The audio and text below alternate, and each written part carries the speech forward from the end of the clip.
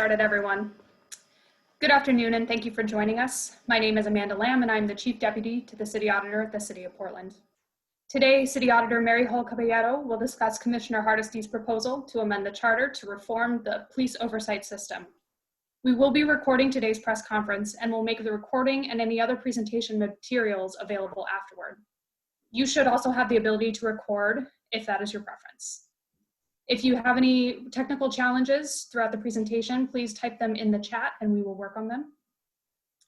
As the auditor speaks, I will also be providing links to any documents she references in the chat. After the auditor's remarks, I will open it up for questions from the media. Before we begin, please make sure that your Zoom handle reflects your name and organization. If it doesn't, you may need to sign off and sign back on with a revised name. And with that, I will pass it on to the City Auditor. Thank you, everyone, for attending the press conference today. I have been the auditor for about 5.5 years, and this is the first time I've ever had a press conference. And I think that it points up the importance of the moment that we're in on one level, and the fact that there's going to be a meeting tomorrow, and it's my understanding I will be given 3 minutes to make a presentation to council, and the issues that I have to discuss are lengthier than 3 minutes, and so this is why I wanted to have a press conference today. I also want to acknowledge the moment that we're in. This is both a sad and exciting time in our city and in our country. And I want to acknowledge that, and I want to acknowledge the Black Lives Matter movement. I am going to ask Amanda to help me with moving the slides because we were having a little bit of trouble making mine advance. So I have a presentation, so we're going to use slides and move through the presentation, and then there's some, hopefully plenty of time at the end for you all to answer questions. So, will the proposed changes improve police accountability? This is the question that underpins consideration of any policy. It is better than, the question is this better than what we've got? The moving party, Commissioner Hardesty, has asked us to take her word for it based on her years of experience working on police issues. That's a bold request, given that she wants council to refer an unvetted, unrefined oversight model to the ballot as a charter amendment. It's breathtaking, actually, and not in a good way. This is not normal. Policy should not be based on invitation-only meetings that leave out other ideas than those of the convener. The public should get more than a few days to review the final document and more than a yes/no vote. Expertise should not be kept out of the discussion. It should not rest on a misinformation campaign by a City of Portland commissioner intended to delegitimize what exists and dehumanize the public servants who work every day for accountable policing. That's a strong statement, and I am prepared to back it up by comparing Commissioner Hardesty's words with facts. Next slide, please.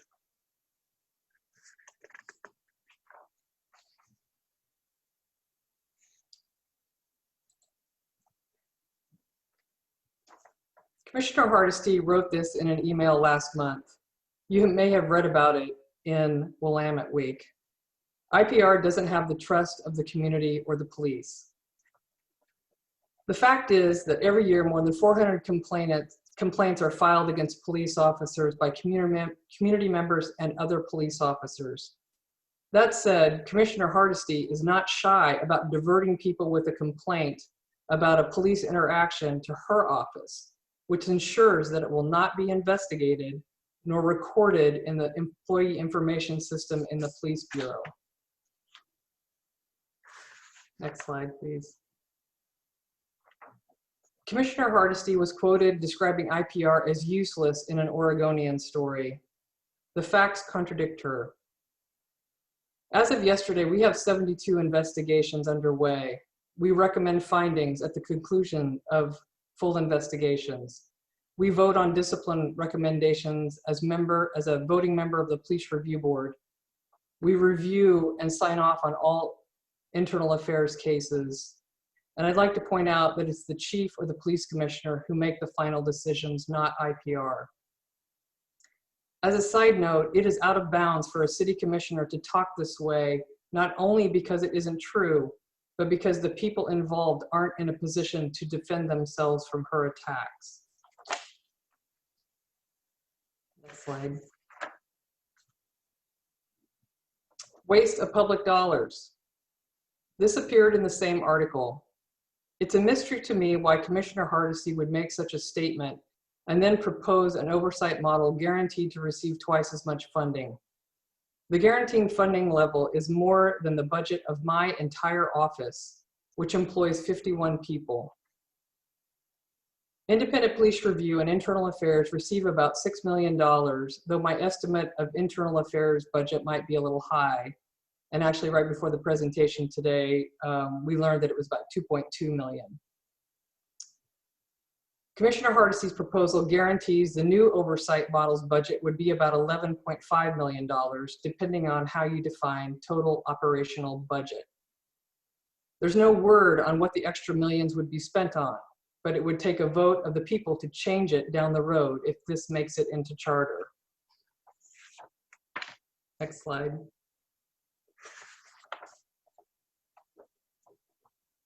This quote was in a Scanner article about IPR's annual budget. It's inexcusable for a government agency that is tasked with investigating complaints of police misconduct to be proud of the significant numbers they don't even bother to investigate. The annual report described in the article described neither pride nor shame about the number of cases that had been closed after a screening investigation. Let's look at the facts. There are no barriers to entry for someone to come to IPR and file a complaint. And all of those complaints undergo a screening investigation. Some of them are closed, and the reasons they are defined in code. The most common reasons are that even if an allegation is true, it does not qualify as misconduct. And the second leading reason is that the officer cannot be identified. I think you can tell by those reason codes that there would be no cause to continue investigating if you come to a point where this is your investigative decision. And I'd also like to point out that closure rates are included in our data dashboards on the IPR website, and we include the rates in our annual report for full transparency. And when an investigation cannot go down the track of a misconduct investigation, we still use that information to inform what policy reviews we may do. And you may be familiar with some of the ones that we have recently published. We just published one called Accountability for Transit Police Falls Short of Community Expectations. We did Police Should Identify Its Role in Responding to the Homeless Crisis. We've looked at equity in police training. And something that's pertinent for today is we did a policy review of the police response to the June 4th, 2017 protests. Next slide, please. Commissioner Hardesty told me at a quarterly check-in meeting on April 16th, 2019, that IPR was always meant to be a placeholder until a real oversight system came along. At the same meeting, she asked me not to replace IPR Director Constantine Severe, who had left to work for Governor Brown. I declined her request. She said something similar at her press conference last week and referenced having sat on Mayor Vera Katz's police oversight work group in 2000. She said she voted with the majority. She has indicated that the majority report was ignored. So we looked, and here's what we found. 17 of the 23 recommendations in that majority report were implemented. 5 were partially implemented. The recommendations informed the creation of IPR in code in 2001. And the model back then was to receive complaints and monitor internal affairs investigations.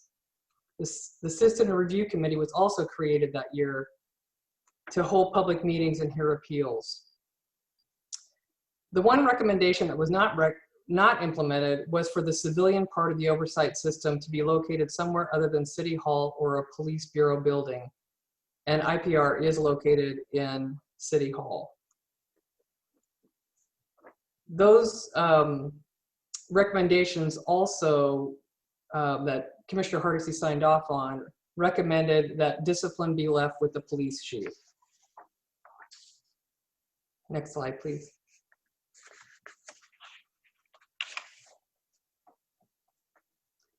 It's never actually reviewed police misconduct. This quote is from a Hardesty press conference about the budget. It should not give you confidence in Commissioner Hardesty's knowledge of what we do, which is to not only review police misconduct, but to thoroughly investigate it. IPR has been investigating police misconduct for 18 years and counting. In the early years, IPR's role was to take complaints, gather evidence during the screening phase, and monitor the work of internal affairs as it completed the full investigation. My predecessor, Lavon Griffin-Villade, persuaded council to make substantial changes to IPR's role in 2010, which were subsequently amplified in the Department of Justice settlement agreement. That agreement, which the city signed off on, was that IPR be resourced at a level to do meaningful investigations. IPR started doing full investigations in 2015 after receiving additional investigator positions. And I would like to point you to IPR's work in the Chief O'Day case and the Lieutenant Nia case as public examples of IPR investigations. Next slide, please. The process needs to have subpoena power. This has been said multiple times over the years, but this quote came from Commissioner Hardesty's budget press conference. It has become something of a silver bullet idea as the fix to what ails police accountability. It's not, because IPR already has subpoena power. IPR is authorized in code to subpoena non-sworn witnesses and documents. For example, we subpoenaed former Mayor Charlie Hales in the O'Day investigation. City code requires officers to participate in IPR interviews, and they do. I don't know where the opinion started that they don't show up for interviews, because they do, they're required to. And also I wanted to point out that the term compelling officer testimony can only be compelled by the chief or the police commissioner, because they have the authority to discipline officers. Next slide, please. We need to replace it with a truly independent community process that holds police accountable for inappropriate behavior. This quote also came from Commissioner Hardesty's budget press conference. The facts are that investigators draw from experience in social work, college campuses, public defense, and civil rights cases, and police work.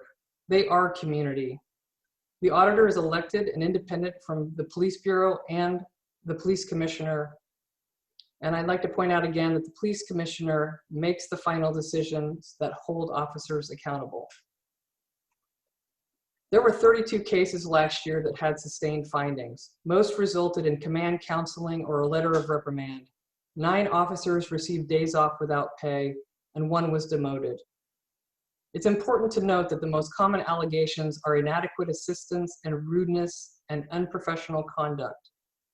Allegations of excessive force are comparatively rare, which you'd expect given that the Department of Justice is here providing oversight for that very problem. You can find very detailed information about complaint and allegation types on IPR's dashboards on its website.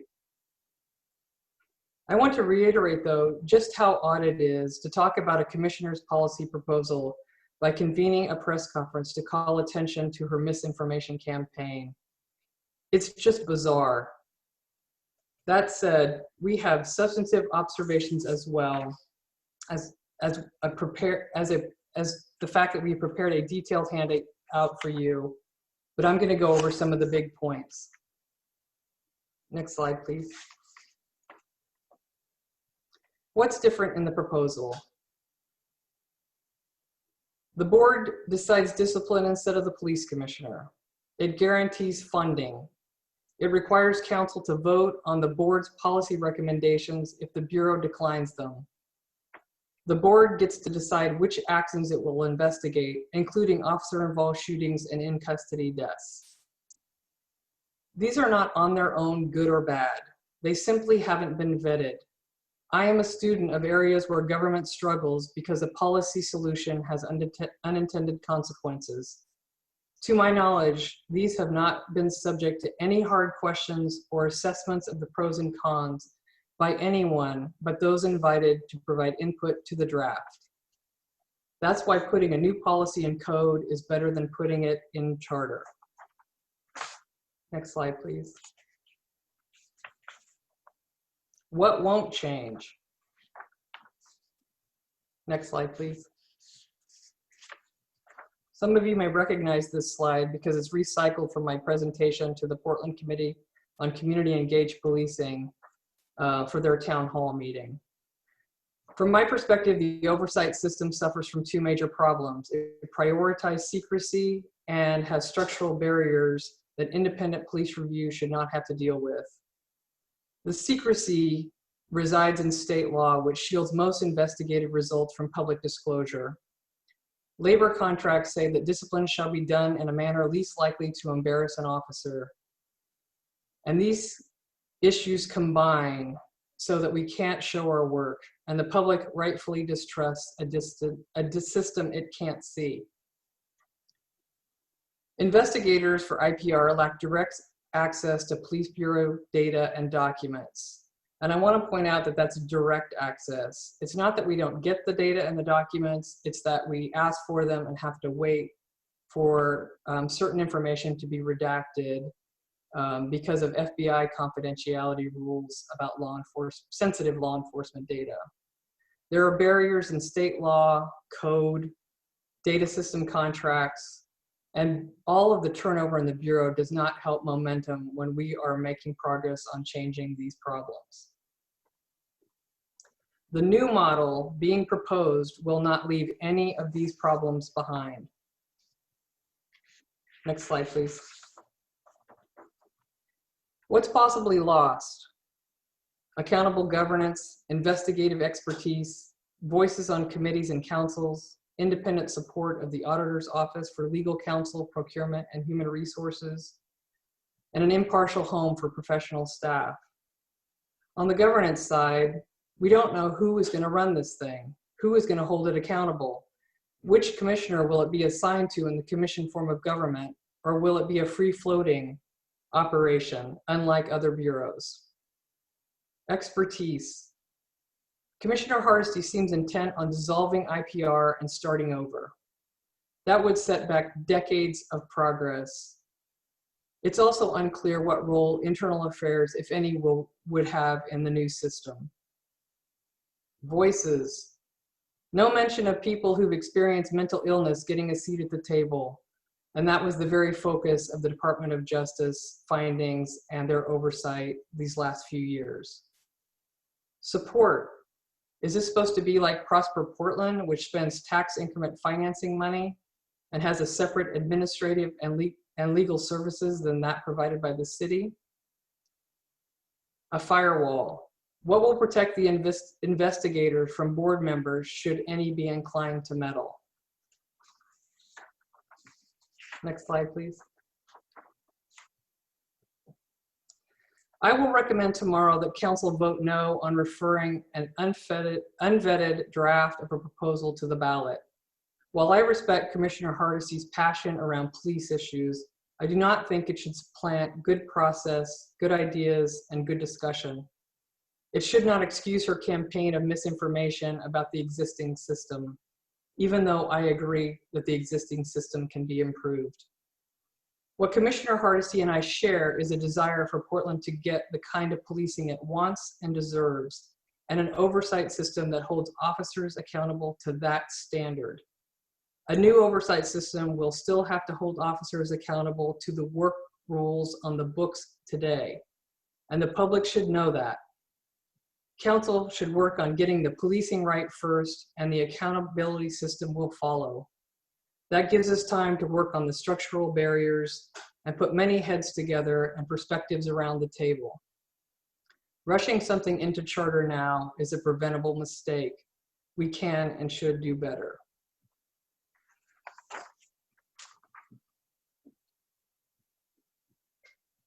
Thank you, Madam Auditor. Now we will open it up to questions from the media. Members of the media, please use the raise your hand function on Zoom and I will call on you. I will then unmute you and you will also have to unmute yourself likely, and you can ask your questions, but please state your name and the organization you are working for. You can also use the comment function if you prefer, and I will read your question for the City Auditor to answer. So with that, are there any questions for the City Auditor?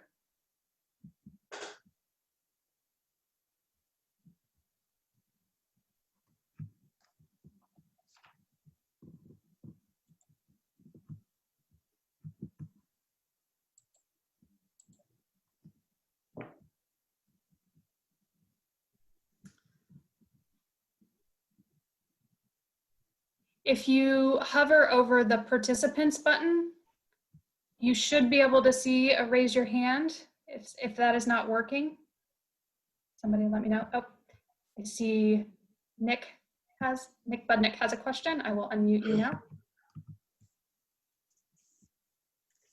Hi there. Thank you for the opportunity. I was wondering, has your office consulted with independent legal expertise on this measure? And if so, what have you learned? The auditor's office has a general counsel, and she provides independent legal advice to us, separate and apart from the city attorney's office. But we have not done a legal review of that sort. And that is largely because this document started and finished in a handful of weeks, and there were, I believe, 3 iterations of it. And then we, like everyone else, got the final documents last week when they were filed for council.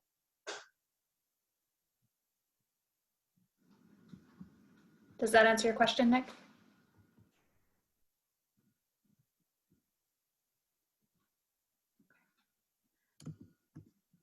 I will now move to Wright. You should be able to unmute yourself to ask a question. Got it. Thank you so much. My name is Wright Gazeway. I work with K2.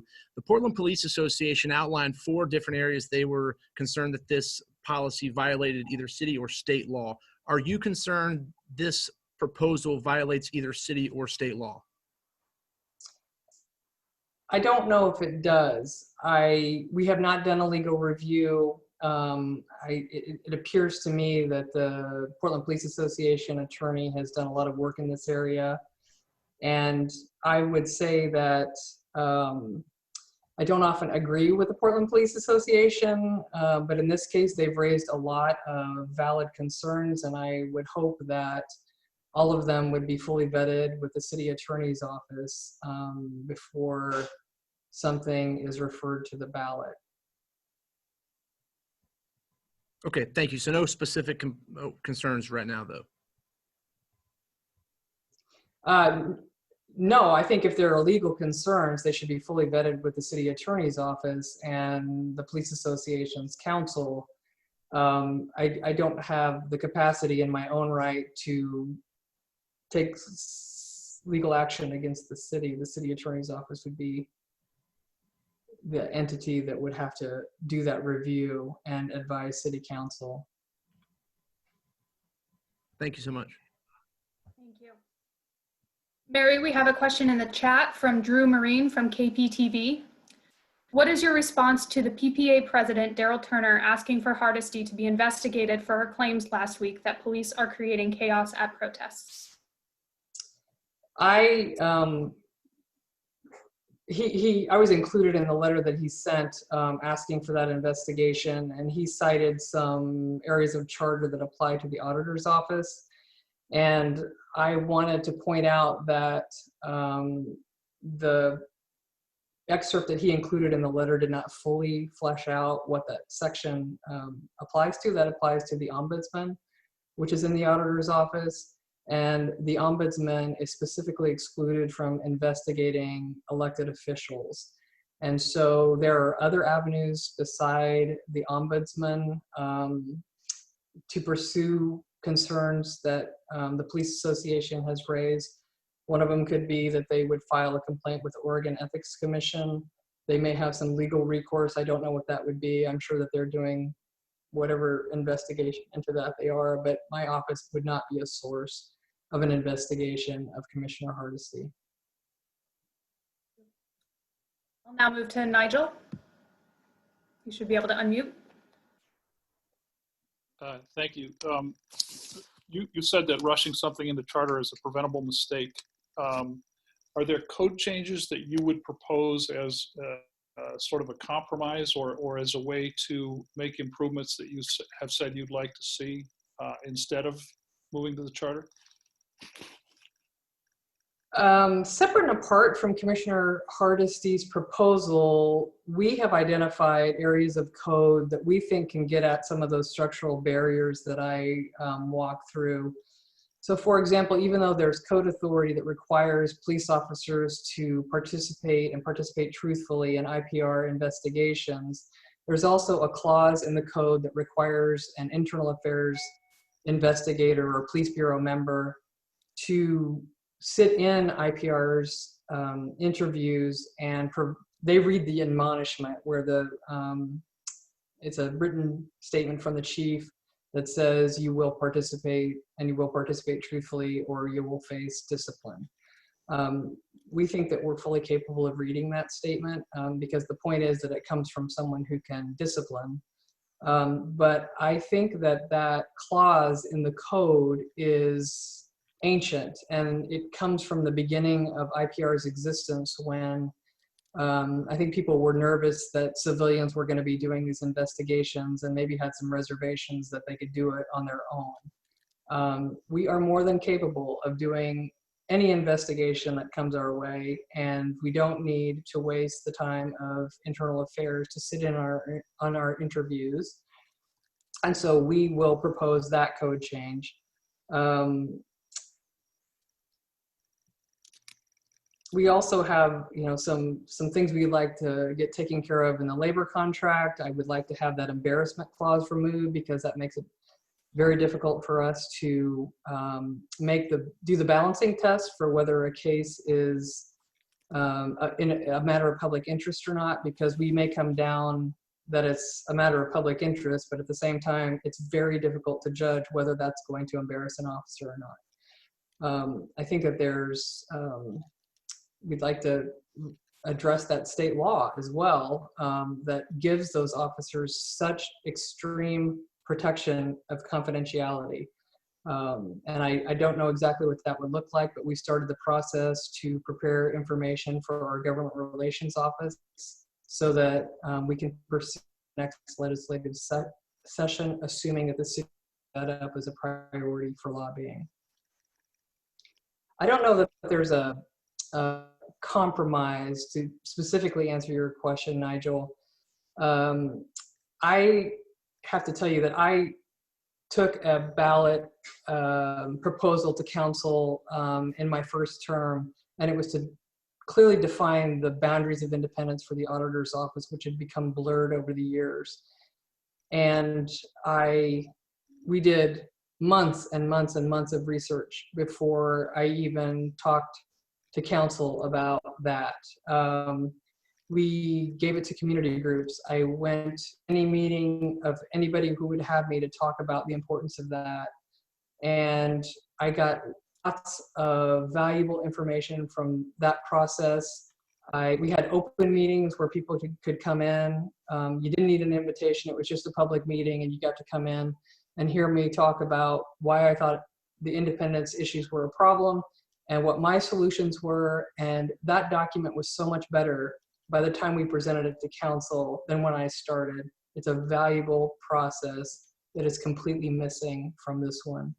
And if you're going to put something in charter, you can only change it with a vote of the people. So if this is referred to the ballot in November, if the public votes it in the condition that it's in today, and somewhere down the line they decide that 5% is too much budget to give to this body, they can only change that by going back to the voters and said, can we reduce that percentage? And I think when you're testing out something new, it only makes sense to do it in code where council can make adjustments as actual information is known and adjustments need to be made. They do it every week. This is how it's normally done. You don't rush unrefined and unvetted proposals into a charter. Thank you. Barry, we have another question from Everton Bailey of the Oregonian. At this point, is it known what happens to IPR employees if this proposal goes to the ballot and is approved by voters? Would they be laid off? Would they have to reapply through this new committee? I don't know the answer to that question. And believe me, it is of heightened interest to the people who work in IPR what the answer to that question is. I think that the document itself is silent on what is going to happen. There really is an aspect of it feeling like a concept or an idea document, and then they're going to figure out how it's all going to work down the road. I understand from a meeting last night that Commissioner Hardesty made some comments about me needing to wind down the cases we'll be accepting to IPR at some point in anticipation of turning it over to this new entity. I would say, based on the comments that I went through in my presentation, that she has an aspect of wanting to destroy IPR, and that is the forceful way she talks about it and the mischaracterizations that she engages in don't give me a lot of comfort that the expertise and excellence that lives in IPR today will be transferred over to that new body, and that will be a real loss for the community. The taxpayers have already paid for this expertise and experience, and they should be able to get every ounce of return on that investment. Thank you, Mary. I don't see any other raised hands or anything else in the chat, so I'll give everybody just a moment in case there are any last questions.